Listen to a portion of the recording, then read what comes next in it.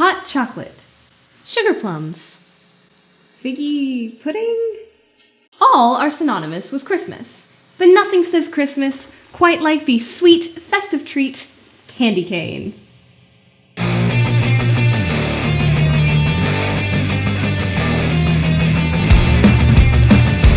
Today we're going to talk about the humble candy cane, some fun facts, history, and science.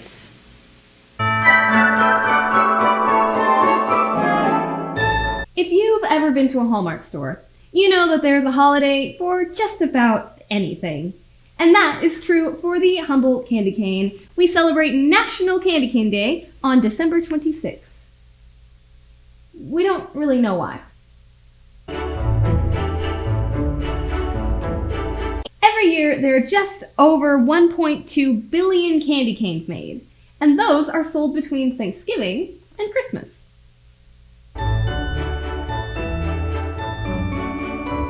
The largest candy cane ever made was cooked up by Chef Alan Roby in Geneva, Illinois.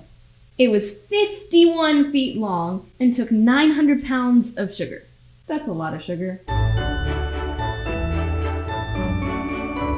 People like to eat their candy canes in a wide variety of different ways. Some people like to lick all the stripes off. And other people like to just get in there and crunch the candy canes.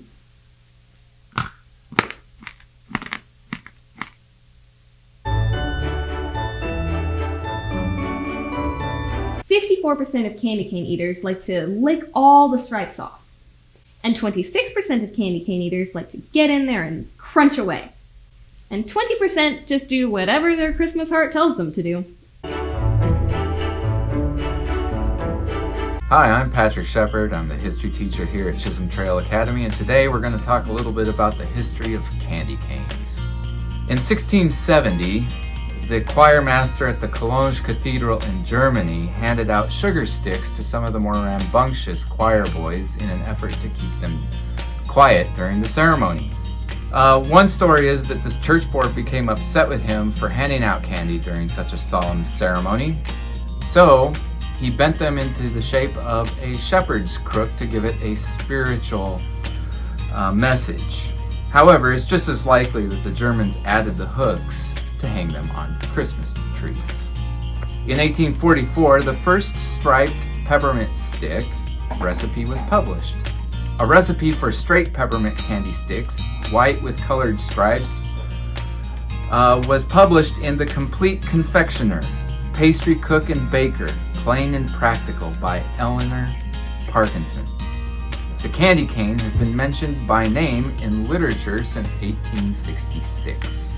In 1847, the first modern white candy cane was made. Most, however, agree the white candy cane made its U.S.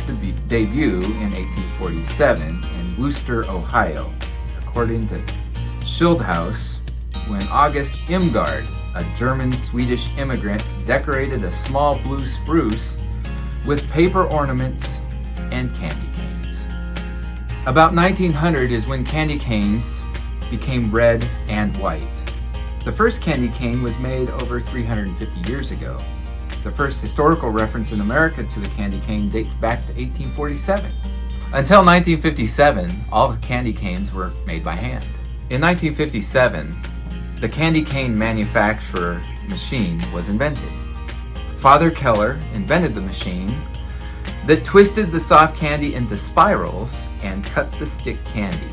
Another machine was invented that put the crook into the candy cane so that it became a fully automated process. His candy twisting, cutting, bending machine became known as the Keller Candy Cane Forming Machine. And that, my friends, is the history of the iconic Christmas time treat, the candy cane.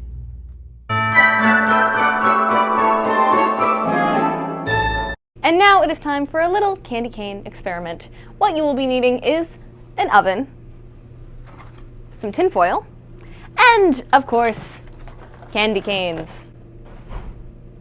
So what we're going to do is we're going to shape a candy cane into whatever shape we want. Now, the candy cane is already in this shepherd's crook shape, and if we try to form it into any other shape, it just breaks.